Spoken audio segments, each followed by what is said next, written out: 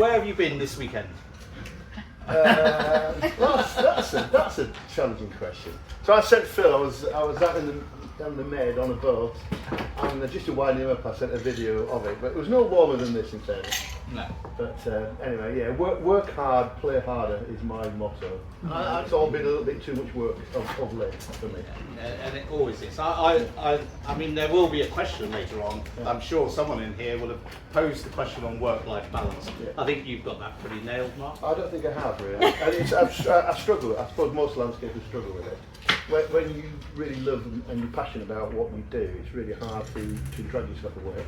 So it's not working. I think anybody who's successful in this business has to put an extraordinary amount of effort and time to achieve the things that you need to achieve. Mm-hmm. So I think it's tough on family life for sure. I can talk about that. Believe me, it cost me a marriage for sure.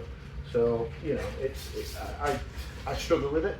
I struggle to get home every night, and my desk is always full of things, and I love my work. So it's a challenge, but it's something I need to work harder to get that life balance. But I'm still very much driven. But I just want to say really about sort of 30 years of the APL, because I was on the board of Barley, and it wasn't in a good place. Barley wasn't in a good place, and Alan Sargent was also on the board. And you know, there was a feeling that the Barley wasn't interested or looking after doing enough of residential domestic landscaping. And he basically took his bat and ball and went off to David Guire at HTA, and the APL was founded. And for many years I was conflicted with that. And why should we have two trade bodies? And I was only quite young then. That was obviously younger for sure. And I just wish I'd had more life skills to say to Alan, look Alan, we should be doing this. We should just get rid of the CEO that was holding the thing back. So I troubled myself for many years, and I was a member of Barley, and I still am a member of Barley, and a member of APL, and then gradually I was very much loyal to Barley for those first 5-6 years, and didn't really get engaged with the APL. And then gradually I got sucked in. I got sucked in. I got well and truly sucked in, and you know. But actually, I think now the two associations sit very, very tight together, and I think, you know, I am a Barley board director, so I can actually say, and I've got no conflict. I love both associates. I love the industry, but what I can passionately, honestly say, where the APL is completely different and where it succeeds over Barley is this community that has been built up, this caring, sharing, this really mentoring, this sharing of knowledge, the WhatsApp groups, the trusted groups. During COVID, you know, APL really stepped up beyond anything that anybody had troubled at. And a lot of people look towards the trade bodies to find out the answers as to what's going on. And you know, I think actually the USP of APL is the sharing and really support, and that's massive. And you know, business at the moment, we'll go on to that, I'm sure. But obviously, the headwinds that we're all facing, this is the time when you need support from peers. You need that to benchmark yourself, to share problems, and I genuinely, honestly believe you can share them. You can share them with Barley, but it's more convoluted. But with APL, you've got a direct. You know, we put that buddying system in, the whole thing. So yeah, I'm very, very proud to have played a small part in that. Well, I think you undersell yourself a bit there. I've been with the HTA, and those who don't know the HTA, that's the Horticultural Trades Association. So they're the overarching body. And the APL is just a mere subgroup within the HTA machine. So I worked originally for the HTA. I was there with them for 3 years, but part of my remit was going around. I was looking after garden centres, growers and landscapers and suppliers to the industry. Richard was one of my members, but the landscaping side of it wasn't really getting very much support at all, as I could see. So Mark was chair of the APL at that point, and so I put myself forward to say, why can't I just work with the landscapers? And we didn't have designers then, but why couldn't I work with the landscapers? Thankfully, they said yes. Thankfully, Mark didn't stand up when he was younger and say, let's just have one association, or else I wouldn't have had a job. So, but well done, Mark, for not saying that. But your big vision, as I remember it, I came in and sat down with you and we talked through a few things, and it was your vision actually. I said, what do you want me to do? And it was to build a landscaping community that was a support network, that collaborated with each other, that was open, honest, and very well connected.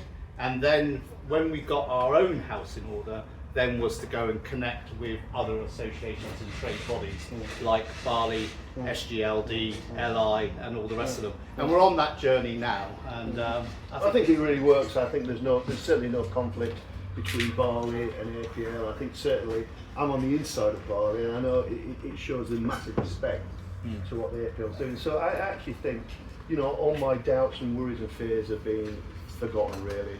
And any dreams of amalgamation, they died probably 6-7 years ago.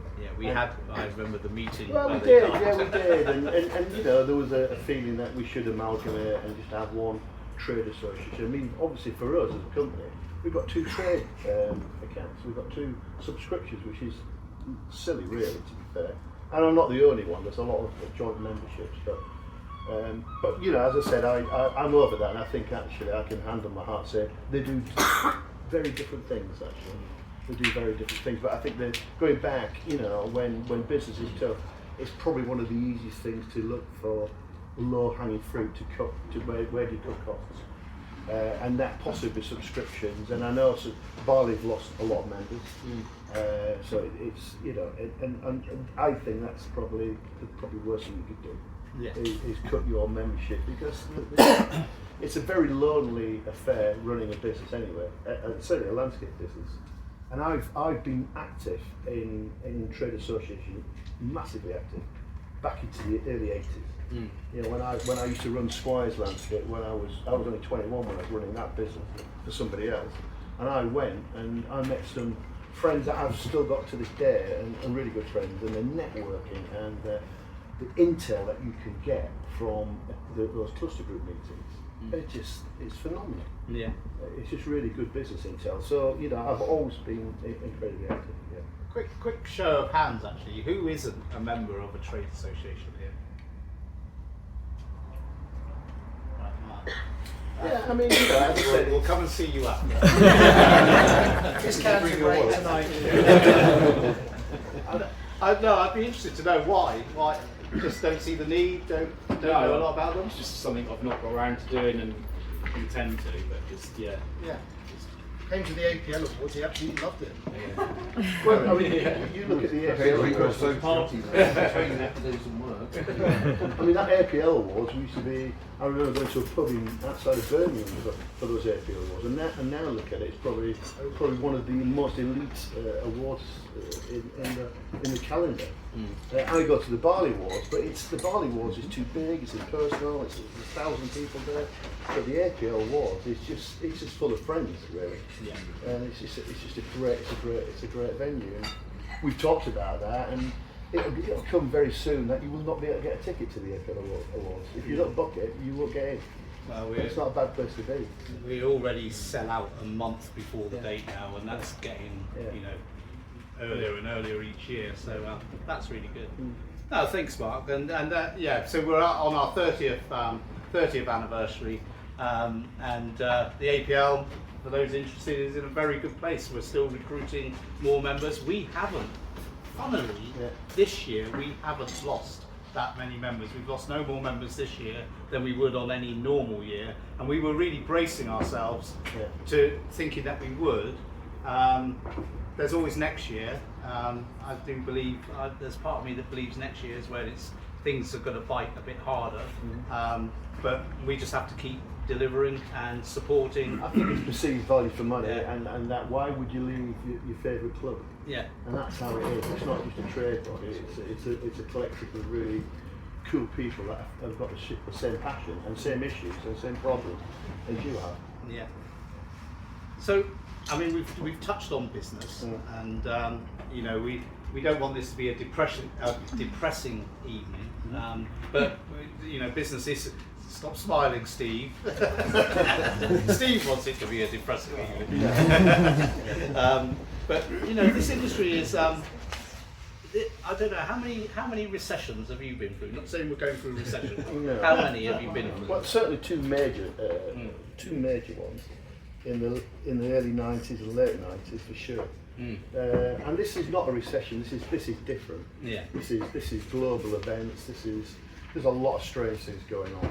A lot of strange things. And we're a reasonable sized business. We're an 11 million turnover landscape company that has a design side. We've got a maintenance side.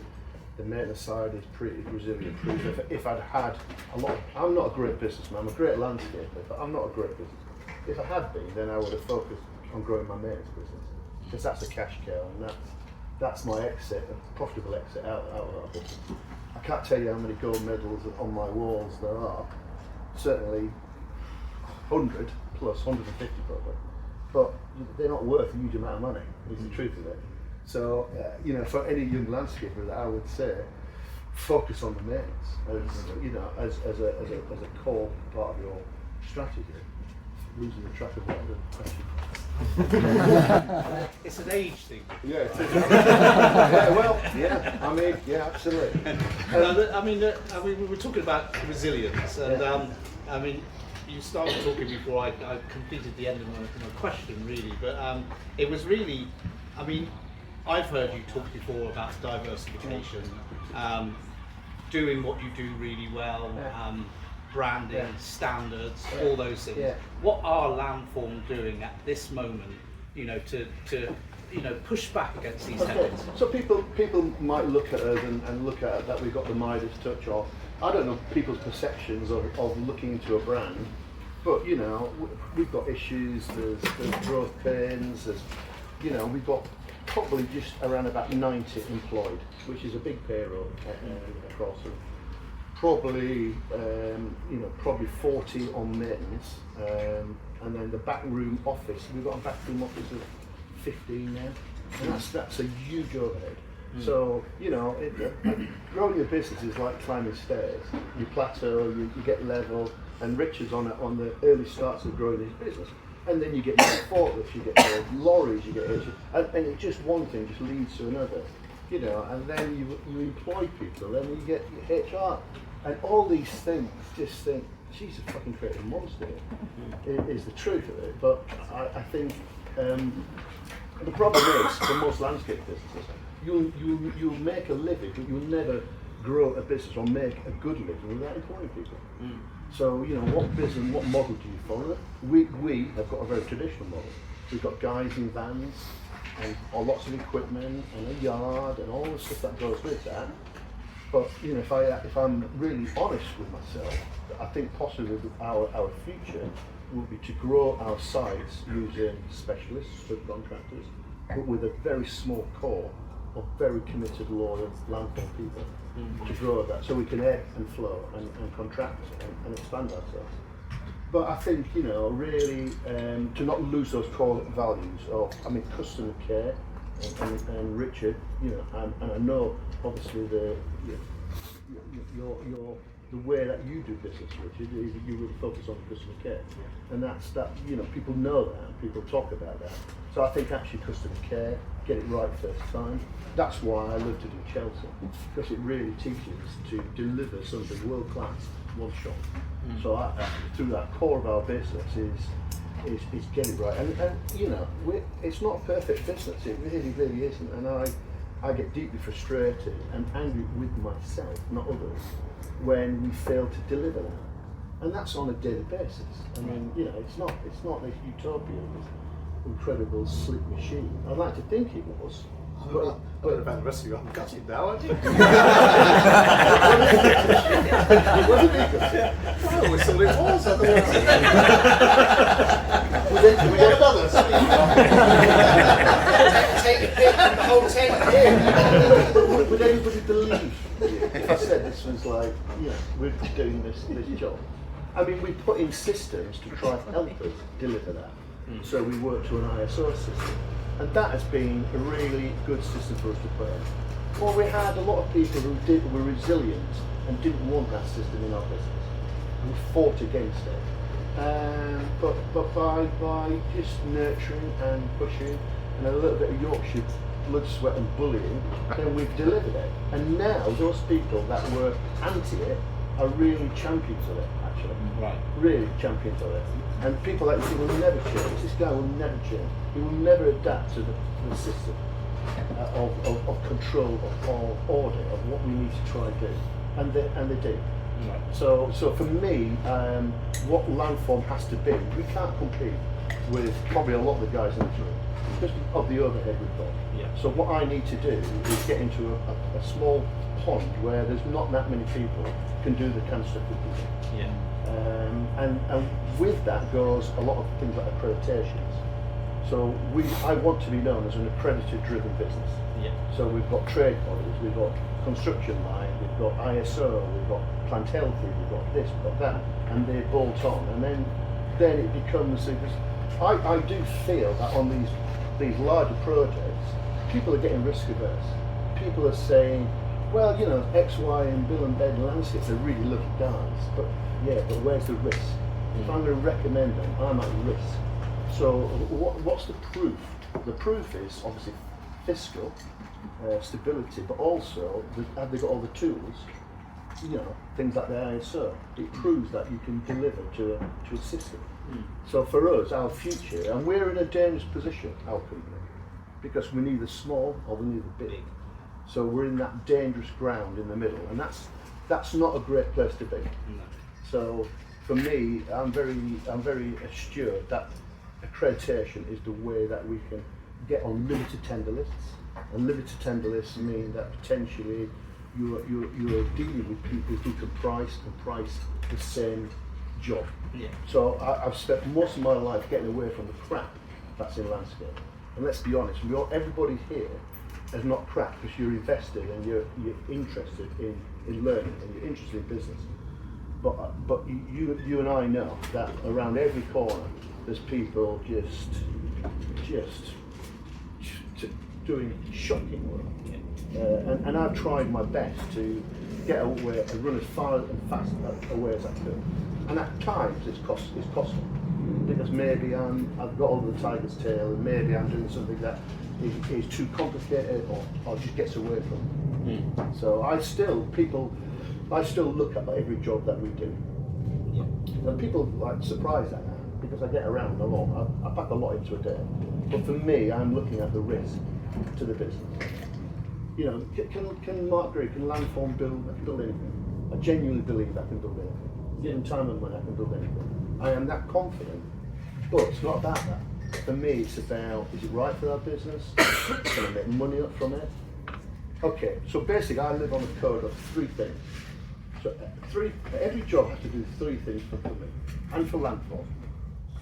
Can I make money? Yeah. And to make money is not a dirty word. And I would say landscapers, generally, me included, it's taken a long time to actually learn to love the numbers and learn to love talking about money. A lot of landscapers do it for tea biscuits, you know, they're undercutting each other and they don't know the value of it and they don't monetize themselves enough. So I think actually learn to do really good business. So it has to make money. It has to be fun. It has to be fun. So do I want to work for arrogant clients or arrogant designers? No, don't. It's got to be fun. And even for like Chelsea Gardens. And one of the questions, my vetting question to any designer, are you fun to work with? Because Chelsea, for instance, is a grueling marathon of a thing, and it's got to be fun. And if it's not fun, there's no point doing it. You know, if life's a game of golf, I'm on the 17th hole of my career. So every shot I play now has to really matter. Absolutely, every shot has to matter. So I don't want to waste my time, I don't want to be unhappy, and I don't want to deal with people who don't appreciate the process. It's sometimes hard to see that, but then I look at it, and am I going to have fun with this? Is it going to be fun? Is it going to be challenging? And then there's the third thing, probably the most important thing, is can I dine out? Right. So like a chocolate box scheme. So some of the jobs, the iconic jobs that we've done, the Tower of London, you know, RHS Whistler. These are jobs that will open up doors and I can dine out on them. That's what I mean by dine out. Yeah. I can scoop and win all the APL awards, or maybe the Barley Awards, or something in between. Or an award. Or an award. But I think that's the fringe value. So a job has got to do that. So I go and I look at the rest of the business. So for instance, what am I looking at? I'm looking at obviously the client. I'm looking at the site. I'm looking at the politics on site. I ask the trades. Are you getting paid? Is it a good site? And what they like to work for? And you can tell. So like I could grow my business by employing managers to do what I do, but they don't see what I've got. And so I look at it from a logistic point of view. I look at it from a, just how to do that process, and is it in the right area? And I've got it wrong a few times. I've really got it wrong. But most of the time, I'm looking at and analysing the rest of the business. Not dwelling on Landform for the whole evening, as interesting as it is, but where a lot of people are struggling, apart from getting the margin that they want, there's a lot of value engineering going on at the moment, but is with staff, with all the things you put into place. You touched on some people were unhappy, but now they are happy. Mm-hmm. Do you retain staff quite well? Yeah, I think so. Very much so. I mean, some of the people have been with me 30 some years. Right. So can't be doing everything about it. No. And I used to worry about people leaving.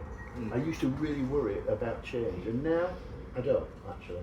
I genuinely don't worry so much like I said before. And you flip this round. So these, I call them headwinds, right? I call them headwinds. So we're still going forward, but we're struggling.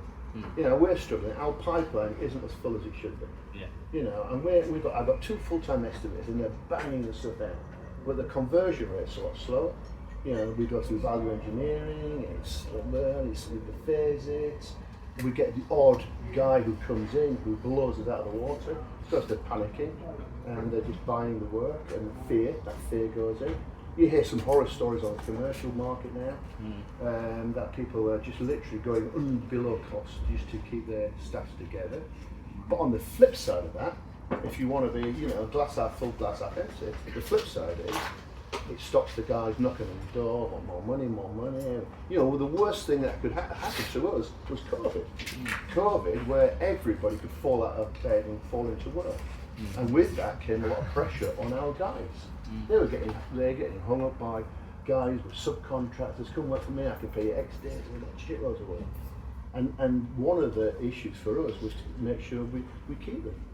To keep that workforce. And there's a couple of huge failures. No names, no mentions.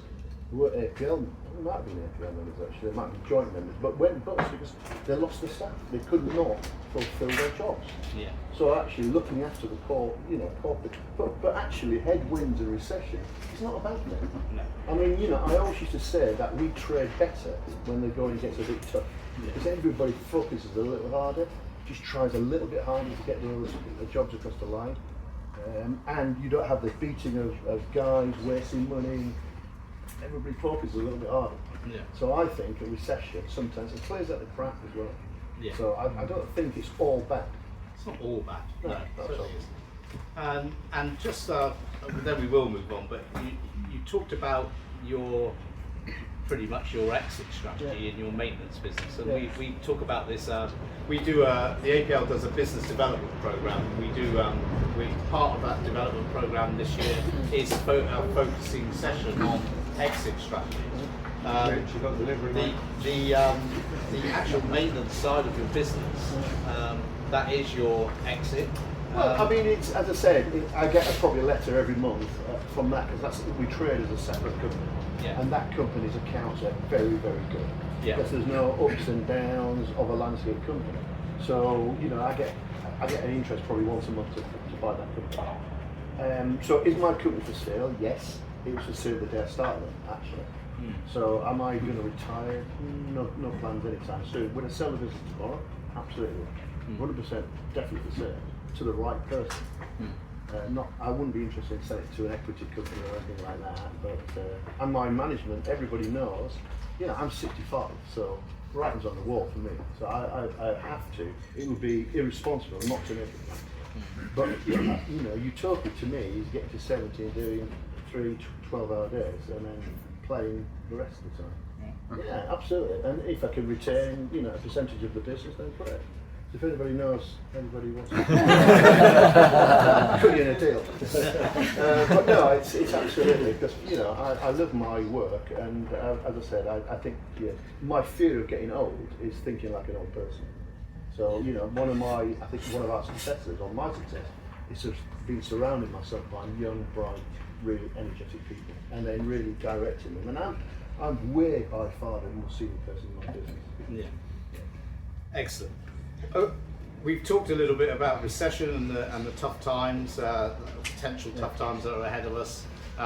It brings us nicely on to Mr. McCurdy's question. So do you want me to read the whole thing out, Steve? You decide, Phil. I'll decide. Well, I mean, it's an interesting question. It's been on. I listen to a lot of LBC for my sins, but I'm on the road a lot, and it tends to keep you awake, or not. With wealth creators, often our core landscape customers fleeing the UK, and by that, there's lots of news of billionaires, you know, up in sticks and leaving and going away.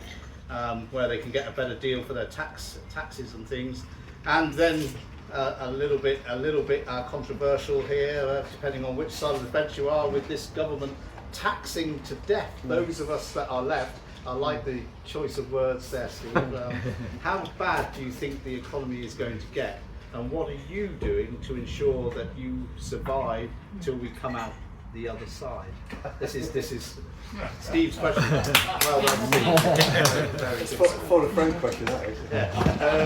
I think, you know, I mean, I didn't vote for Labour because Labour's generally not a big supporter of small business, small SMEs, which we are. So I voted Tories, although they completely royally fucked up the last effort. It was the truth of it. But so there was always this fear that the massive wealthy would leave. And you know, I've spoke to Steve, and I know obviously some of those clients that are leaving, but most of people in this room, me included, just don't work for billionaires. So we've got a smattering of billionaires that are just massively wealthy. And you know, the interesting thing is the world's become a very dangerous place, and a very volatile place, and a very vulnerable place. And I think that's it, and it's just obviously over the last couple of days it's just ramped up to another level. But Britain, or England, particularly England, is still a very, very a place to invest. It's a safe place to invest. It's a safe place to put a lot of money, knowing that your money's going to be safe in the investment in buildings. So I understand that, and I can't answer that. Why are billionaires? You know, the worst thing that they did, I mean, they put VAT on private education. Now, I put my children through private education. I'm not particularly wealthy, but I struggled, and that was a decision I made. And if they put VAT on my private education, I would have had to pull the kids. There's no doubt about that. Maybe 20%. I struggled to do it at some point. I'm talking when my children are mid-30s, so I'm talking a long time ago. But that was a smaller business, and that was a decision I took to do. But to put VAT, to forget the billionaires leaving, it's that amount of cash that potentially paid for a garden design and 20% on the children's fees, and now that's gone. So a lot of people's exposable income has now gone, and it starts with garden design. I think one of the big things for me, I'm sitting here in this tent, and it's been a red hot day out there, but we've had 2 horrendous winters. Probably the hardest winters that I can recall. I mean, just literally, how can you make money when it's deep deluge daily? It's morale sacrifice for the troops. You know, it affects your sales because nobody's doing it. Also, but it affects people's perception of outdoor space. So why invest in that garden? If the weather was like this for 3 months, April, May, June, people would get the garden and let's boom. Like we had in COVID. Yes. Like we had in COVID. So I think the weather has played a massive effect to our business. Certainly the last 2 winters completely flawed. We had one particular job on heavy clay, and it nearly killed us, and it certainly killed. It cost us a lot of money. to deliver that and get out of that job. So I think actually the weather affects a lot of things. The winter affects, but also for designers, if you have, really dismal weather, why would you invest in outdoor spaces as much? If the weather's like this, it accelerates and puts everybody on the top. Yeah. So I would say there's nothing what we can do about that, but stability, settled weather, periods of settled weather is good for business. Good for design, it's good for trade, and all the landscape has now been, we're flying, we're cracking. Whether we've got enough work to crack through, but I know my sales have just boomed because we've been able to get on and finish work. And what kills a job is just overruns. And you're on a job, you just cannot get off. And it's easier when you're a bigger company. But if you've got only one job and you can't get off it, that can be destroy morale, it can just destroy you as a person. Yeah. So I think actually that probably one of the best things I would say to smaller guys, just don't bite it off. Don't be seduced by these APL awards things. And is it right for you? What is the risk to my business? What if it overruns? What if I'm stuck on this one job and all my eggs in one basket? I have to say the APL award starts at projects under 20,000. So don't be silly. If you look in that catalogue, they look a lot more than that. Yeah, very wise words, Mark. But Steve, your business, you're supplying these high-end customers. How have you found it, and what are you doing? Well, I mean, I've been in business for 41 years, like as long as Mark. We're both the same age. And You're looking better. definitely isn't.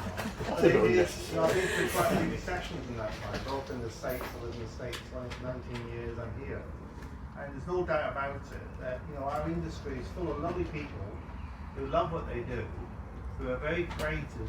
Horticulturally, we're like the best in the world.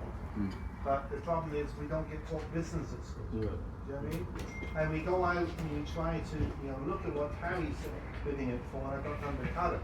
And the GCs, especially when it gets times get tough, they just like play us off against each other. They say, Mark, you really want to work with you on this job, but Willoughby's is often to do it for this. What can you do? And then they'll just go to Willoughby's and say the same story again. And they just play you all off each other. And you just grind you to the ground where nobody makes any money. Then you're trying to look how you can cut costs, try and make it work, and keep all the guys working, making it vicious. I think this recession potentially could be really vicious. And so I think what's really important is you really manage your overheads, and cash is king.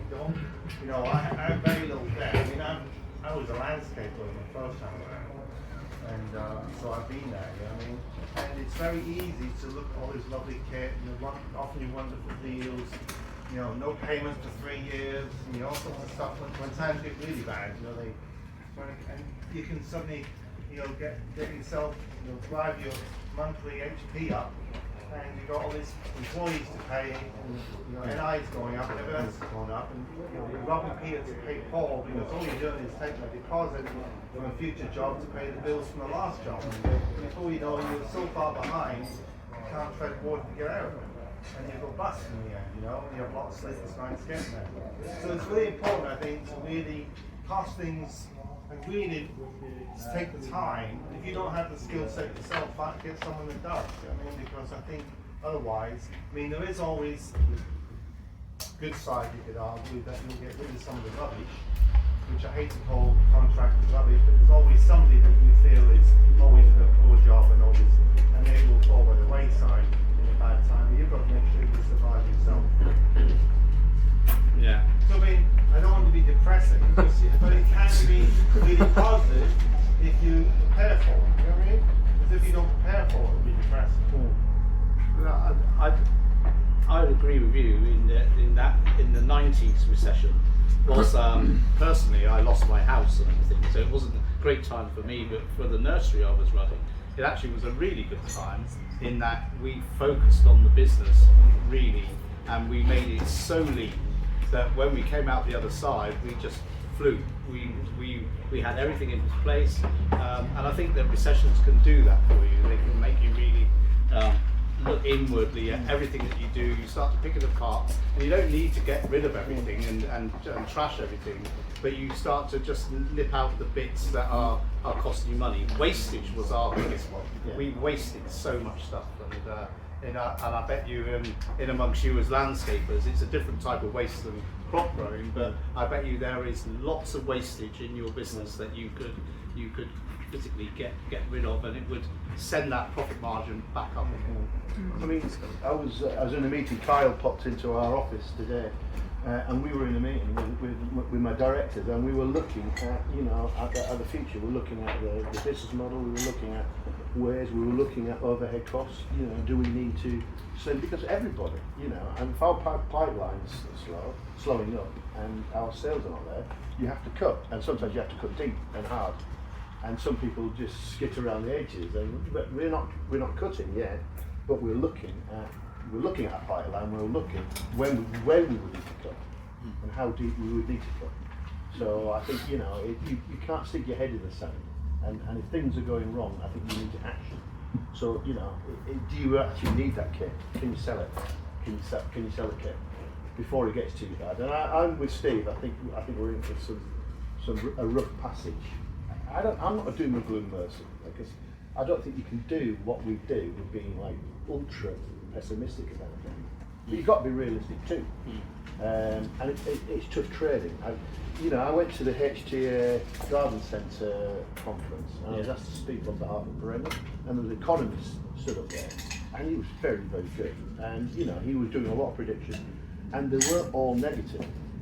He was very positive about things. And one of the issues, obviously, they're talking about having to build 15 million homes. On the face of it, potentially there's a landscape spinner for that.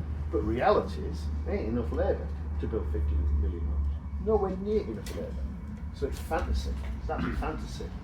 But I think there will be capital projects coming along, not necessarily helping the small landscaper. But I just think, for me, we need weather, and we need this worldwide shit to abate. If we start throwing bombs around at each other, the markets don't like turbulence. And a lot of our clients, they get paid out on bonuses and stuff, and people are nervous, is the truth. It's not as though they haven't got the money, but they're just nervous. Just want to keep So I don't think it's recession. I just think this is really turbulent time.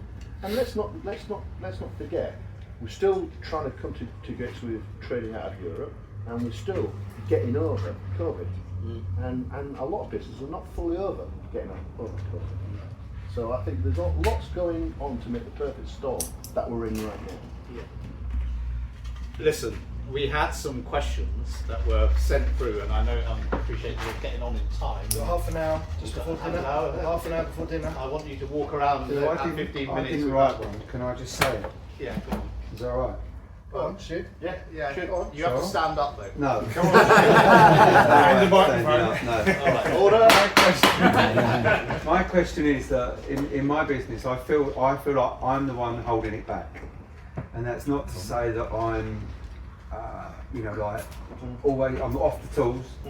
I just feel like the guys, they're so good that I feel like I'm holding them back.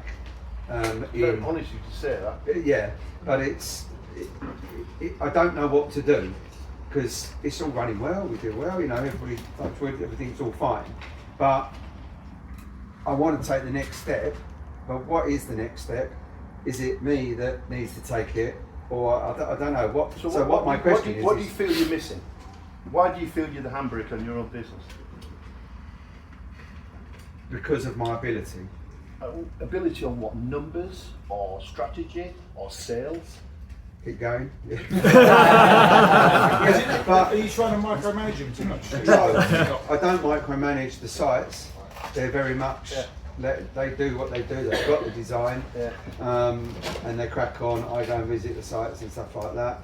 I think I have Charlotte in the office. She helps me a lot. So I moved on with the office stuff as well. It's all that. I just feel like My advice to you, quite honestly, I mean, when I first started out, literally, I've been on a massive journey. I remember, I mean, literally, we had no photocopy when I started. We had a thing, you turn the handle and put it out in King. And then when the fax machine came, I carbon thought it was the paper. work of the devil, I couldn't believe it.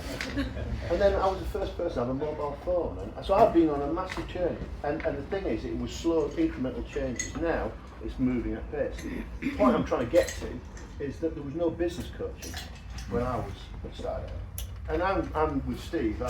As I said, I'm a great landscaper. I'm a great businessman in parts, but I don't think I'm the full deal. I'm not an accountant or anything like that by training. But I think there's some really cool coaches now who could do one-to-one or in a very, very select group of people that you could actually say, look, I need help in, these are my weak spots. I need some coaching. So I don't think, it's good that you've identified that. I won't beat yourself up because clearly you're doing something right. In the sense that you've got guys that are happy and guys who are building and want to work for you. So I won't beat yourself up too much on that. But I would look at specific coaching and for the things that, you know, and I'm doing myself. You know, and there's certain things that I'm really frustrated at because I haven't got competency. But my angle is, where I look at it is, you know, people go on accountancy courses like, I don't give a fuck about my accounts. I pay accountants, in fact I've got 2 accountants to do it. And they tell me in my kind of language what I need to do. And you know, so that's, at that level, that's all I want to know. I don't want to waste my time learning how to, you know, do balance sheets and do my own accounts or do my own payroll.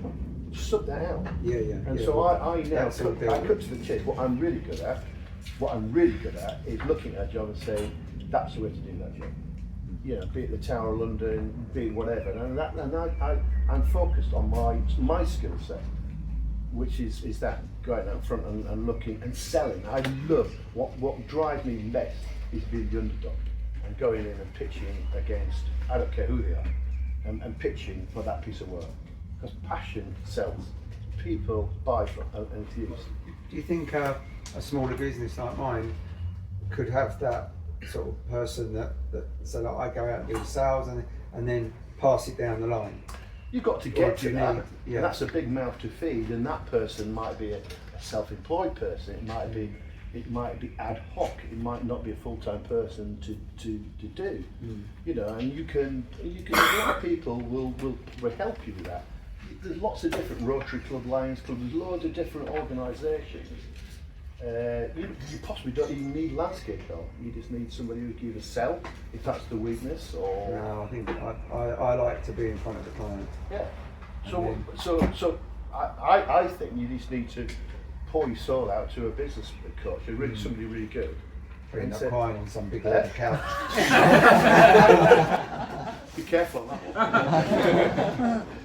I would just like, and you know, this is the APL supporting growth, nurturing success. It is a fully comprehensive business coaching course. Was that a ringed question for you? I bet it was. No, it is happening in a town near you towards the end of the year. But yeah, I think the fact that you're already kind of saying, I'm the handbrake on my business, you're halfway there. That's how I feel. Well, yeah, but we all feel that at times. I mean, I wouldn't beat myself up too much on that. right. Thank you, Stu. We had some questions, Mark, and they're in like this lucky dip thing. Oh, yeah. So you pick it up, pass it to me. Pass it to me. Pass it to me. Right. How do you see? Oh, it's a cracker joke. No. How do you see the working relationship between garden designers and landscapers evolving in the future? That's an interesting question. I mean, I've always been massively pro it. It's never been us and them, you know. Garden designers need good contractors need garden designers. And the two sometimes can't get confused. So I've never been one that's a fad pattern sketch contractor to design. I've never done that. We have a design department. I charge out proper commercial rates. Never undercharge the design, and I never rebate the design feedback. But I do not want that badge. So design and build can be great. It can also be shopping and bad. So I'm very scared in the contractors who think they can design, and I've been publicly very open about that. I mean, this is probably a really good time to bring this one up. So I was very, very privileged to judge at Gardens World. I've judged for getting on for 30 years for the RHS principally, but other shows too. And this show was the Gardens World Live. And I walked on that garden there, and it had been designed by Rachel Bailey, an SDLD member, and you could tell that it was properly spatially correct design. But then it was, and that to me sums up the relationship. Contractors need, and it's a symbiotic relationship. Contractors need to realise by working with a really, really good designer, you're going to get upsell. They're going to sell this dream, and you're going to get a potentially better margin. And you look at some of the more success stories. You've got JJH with Under the Tier, and that partnership, they're both getting fed out of it, and they're both helping each other to mentor and promote their own works. So I think that's a really good partnership. So I would say I'd like to see more things like that. And I think that's definitely the way forward. I also think that this whole thing about AI is coming, whether we like it or not. And there's a lot of designers who, we're going to get done out of work. Possibly somewhere you're going to get done out of work. But AI will not be able to detail it, and AI will not be able to deliver something that's buildable, affordable. So what we're going to see is lots of clients say, look, I put this into AI and this is what's produced.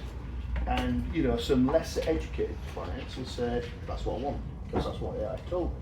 But I think that's a starting point. So I think designers' roles will change.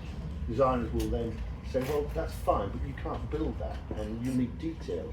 So I think designers' roles will change, and they'll be doing more detailing and project management, as opposed to these kind of big ideas. I think the big ideas will come from AI, and then will be distilled into something that's actually buildable.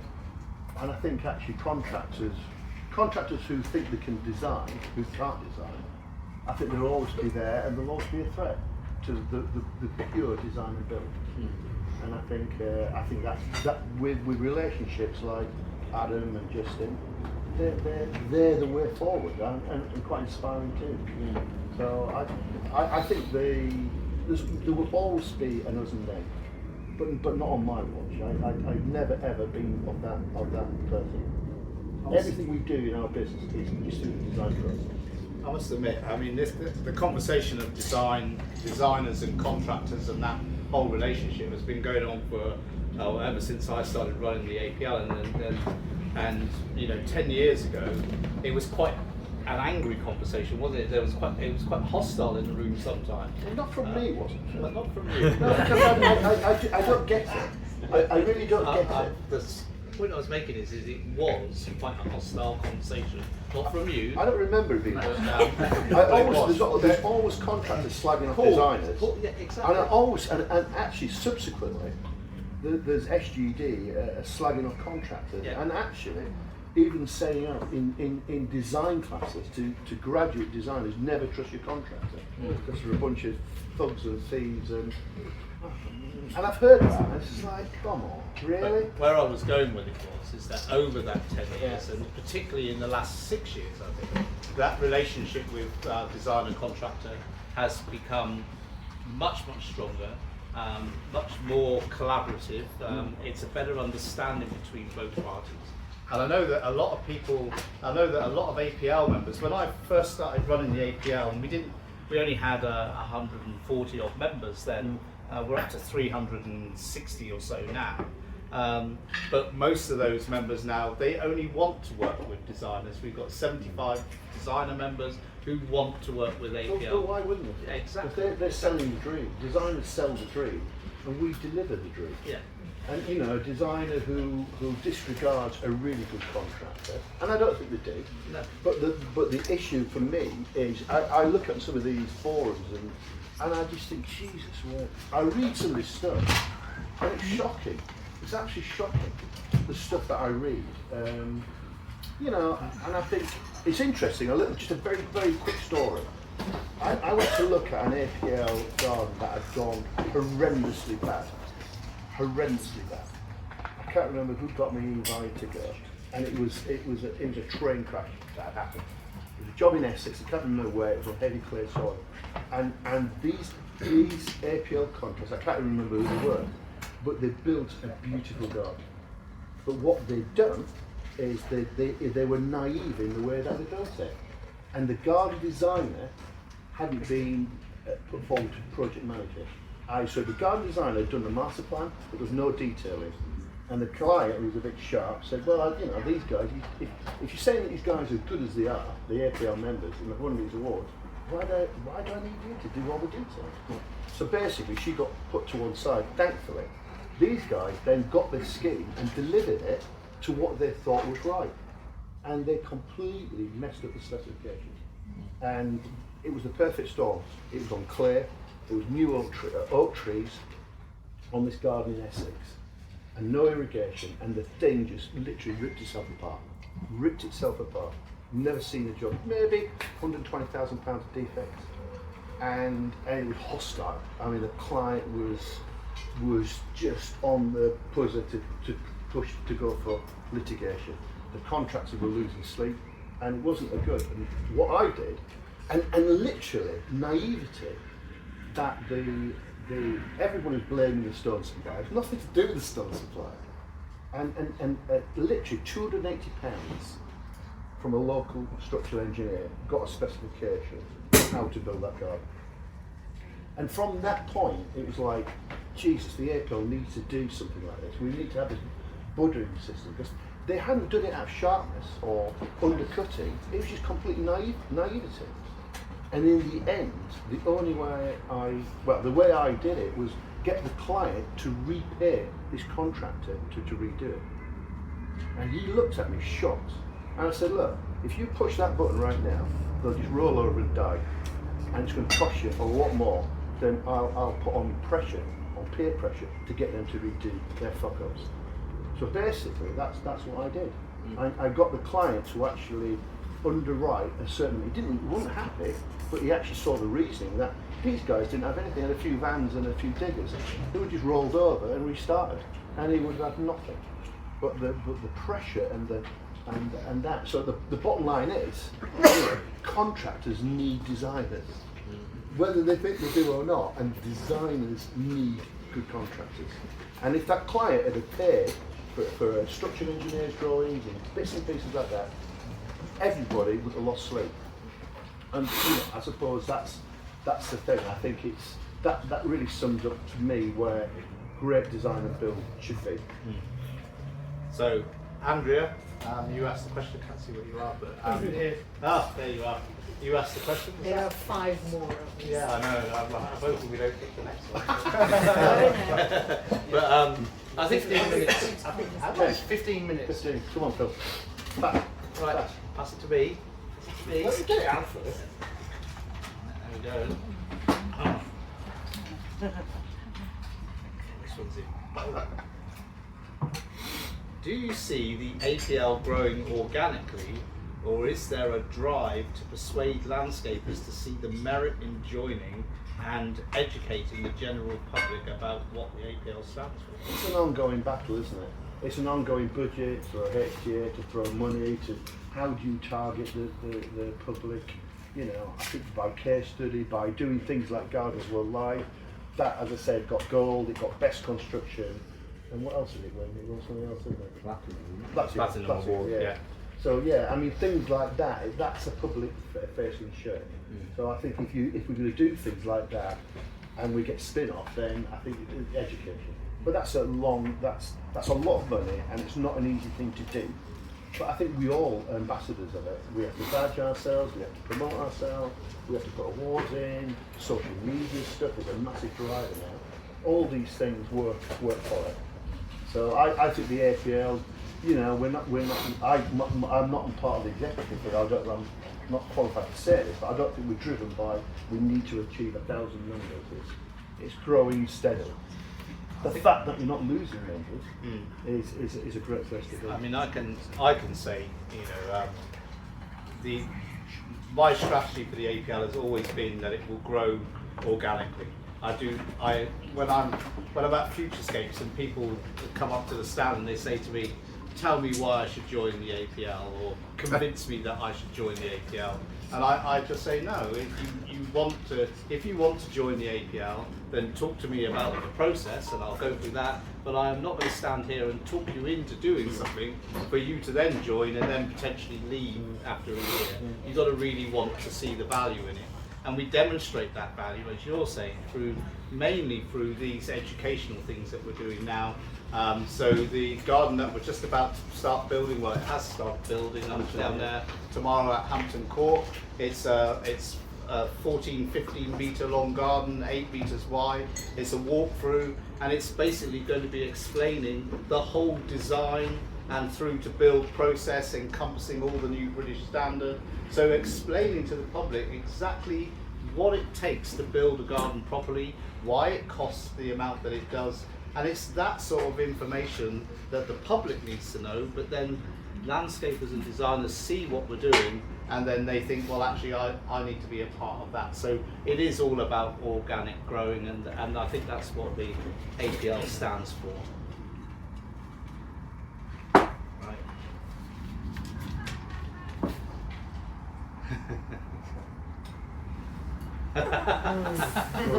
Next, show gardens. Don't know anything about them. Do they generate business for garden design and or landscapers, or are they just a vanity product? Well, for me, they're not a valued product. I mean, for me, it's a commercial thing we do. It's part of our fiscal year. You know, a Chelsea build can be anything from, this year it was about just under $1 million. Some years it's about 1.4 million of sales. So I don't do it for vanity, believe me. But for me, I use it for benchmarking. I benchmark where else can I work cheek to jowl with some of the best artisans in Europe. See what tools, what equipment they use, how they communicate. The detail the intel I can get is unbelievable. Mentoring, I can mentor new staff, recruitment, retention of staff, and networking. You know, people promenade. Do I get lots of work from Miss and Mrs. Smith looking at my work at Chelsea? No. But when Tom Smith goes around and says, oh, Landform, still a really quality, you know, things like that. It's benchmarking ourselves against a standard. You know, get it right first time, zero snagging, delivery, world-class quality, bang. So for me, I don't think it's vanity at all. I think it's made massively, more than contractors, some huge international superstars of design, and Chelsea I'm talking about specifically. But for us, we you know, from a build point of view, there's no pressure, there's stress and tension and tiredness, but there's no pressure. Building it is easy. And I wish I could run all our projects like I do at Chelsea Flagship. That's the truth of it. So for me, I mean, I've done 35 years at Chelsea, 114 gardens at Chelsea today. And, you know, I still get the passion, I still get the buzz, I still get the fear, I still get, you know, commercial Sue said, if you get it wrong. But all the positives of doing it way outstrip any negative. My problem is I can't see the negative. That's my problem. Because I'm not put off when somebody says, you can't build it, can you? I keep watching. Give me the money, I'll build it. So I'm kind of in the dirtiest place. I must admit, so we have the APL Avenue at BBC Gardens World Live, and there was a lot of first-time builders there this time. And I went around and asked them, you know, how they felt it went, and did they enjoy it? Was it a challenge and everything? And nearly all of them said how much their staff got out of being on a showground. Exactly what you've just said, seeing how other people do it, seeing what tools they're using, all that sort of networking that went on. There seems to be a huge value in that, rather than just what the award is at the end. This is a question of the half, this one, Mark. Oh my God. With all the threats, perceived or real, of various pests and diseases affecting nursery stock in the UK and Europe, how do you see the landscape industry adapting to the limits in available stock compared with past decades? So the reduction in stock that's available at this time. This is from Alan Williams. It's a good question. Well, I mean, obviously, I can answer that because we were the first pure landscape contractor to be plant healthy accredited. So the HTA came to us and said, look, you know, at the moment, plant healthy is a government standard. It's been adapted, and that came about by the Prince of Wales calling a meeting of the good and great to high growth. Thankfully, I was part of that. I don't know what hat I was wearing, but you had the National Trust, you had Forest England, you had RHS, you had QGAN, and it was all in. And then you had the Minister of Environment, Michael Gove, and the Prince of Wales said, look, our climate is getting decimated by what are you doing about biosecurity? What is this? Everybody, there's about 100 people in this room. What are you doing? And he spoke incredible actually. And from that came this standard called Plant Healthy, which probably, I don't know how many nurseries have adapted to it currently, probably about 40 is there? 40 or 50. And then there's quite a few going through it. Yeah. But we then said, obviously, it's like having a one-legged stool. You need the contractors, then you need the retail to come on board. So we were the first contractors to go for the standard. And we've had the standard. And what that basically means, it means that we have to buy, we have to audit where we buy, we have to do all the protocols, we have to do all the training on identification, quarantine areas. And it makes us, I don't want to be known as a hard landscape contractor. That's what we do, but I don't want to be known as that. I want to be known as somebody who loves horticulture, is passionate about plants. We've got a full-time plant buyer, and her job is to buy and build a relationship with nurseries, reject stuff at source, and go to nurseries. That's her job. I think it's probably the best job you could ever get, and that's what she does. And so she got us with our quality manager who put our ISO in, and we actually got this quality standard. Now, for me, as I said, it's all about accreditation. So, you know, is that going to be life-changing? No. Will all the landscapers adapt it? Not necessarily, but actually, I think a lot of people will adapt to that standard because there's no doubt that, you know, we're getting things coming in left, right, and centre, and we just don't know what they are. Don't know how to deal with it. We've got limited pesticide to use to control this stuff. So I think it's for us as our business, it's just another quality standard to say there's not just hard landscape, they actually understand about soft. So for us, it's a bonus to have that. I think as well the nurseries that are plant healthy are playing an enormous part in this, and they're the sort of like the iron shield for our industry.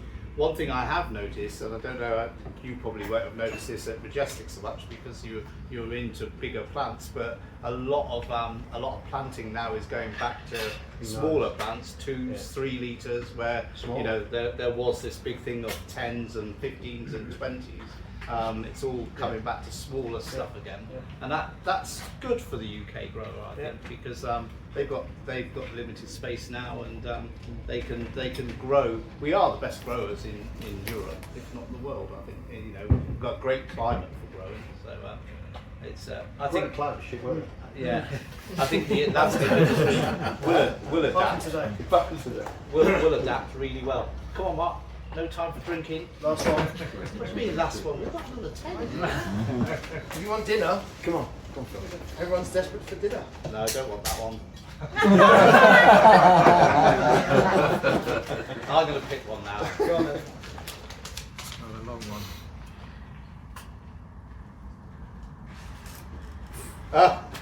Yeah, we will have this one because it's got a funny expression in it. Questions and answers you hope to hear. Questions and answers you hope to hear to ask a landscaper when engaging with them for the first time when quoting jobs. What materials have made you go weak at the knees recently, and why? I was pretty taken by your bamboo decking, I have to say. Apart from the couple of scratches, I didn't pull you down on, but I did tell you that how to fix it. You did? If I'd have been on that, and that was a Pottingham garden, but we did pick up and we did feed back to that. But that bamboo deck was pretty special. And what made me go weak was the scribing in of that bamboo deck to that reclaimed granite material. Yeah. I mean, it was completely anal, completely over. But in shore garden land, that was just That was just a piece. I did go week at the knees. I think I told you that. You did? Yeah. Well, in actual fact, in the judging feedback, Mark was saying such wonderful things that Rachel Bailey started to cry. Yeah, he started to cry. That made me start to well up. And then the guy that did the scribing came around the corner and he went, Never to be seen again. I do have that effect off me. And then the last one here, best way for a designer to continue to develop their knowledge of materials and technical specs. This is from Anne-Marie. Both of those were Anne-Marie. I think just being present. I mean, either you know, what's interesting for me is that I see lots of stuff on the social media stuff, and I mean some of it's vain, and I look at detail and guys trying to, you know, they're on test their own field and they're doing detail for detail's sake, I think, and you think, yeah, it's great guys, but where's the money? The client's not charging. You're doing it as a bit of an ego thing. But what I see is a lot of young guys with incredible skills, amazing actually, and some beautiful putting together of material. So I genuinely, I mean YouTube, and I spend hours on YouTube, but looking and learning. So I think actually how we get information now is like that, and I think actually, okay, there's always the negatives on social media, but if you look at the positives, the stuff I see, and people like Els and what he's doing, it's just like fucking unbelievable. So I do get inspired, and I know that I'm not washed out yet when I know I get excited about somebody else's detail. Yeah. Excellent. But there was a question in here, we haven't got time to find it now because I'll have to go through the wall, but it was about what was the best thing, best horticultural thing that you have read recently. Now before you answer that, the thing best horticultural thing I've read recently is an article in the magazine. It's an article called Celebrating Phil Tremayne.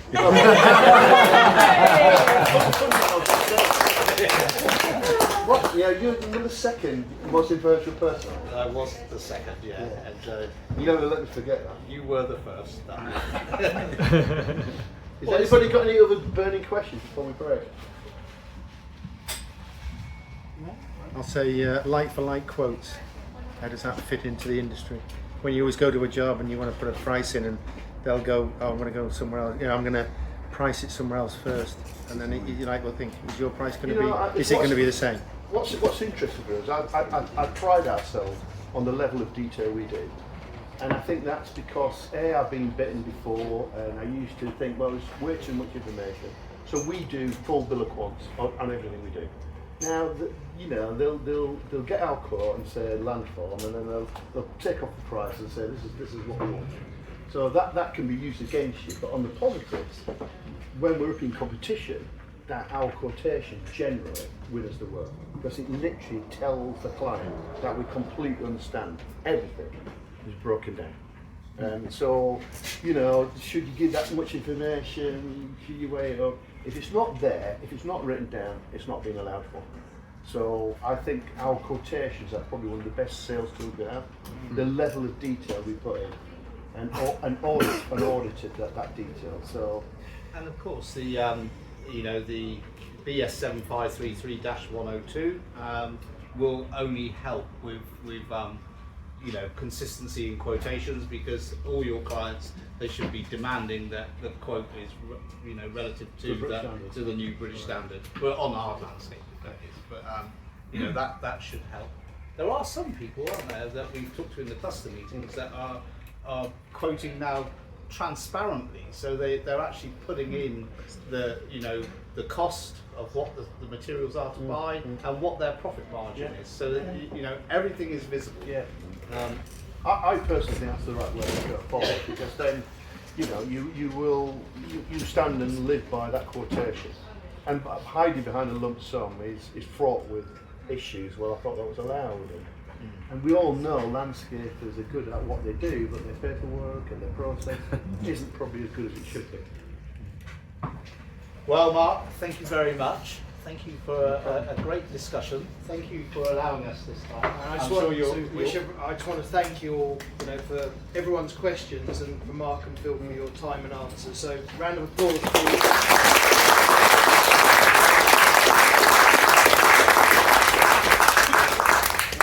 What can I do? Yeah.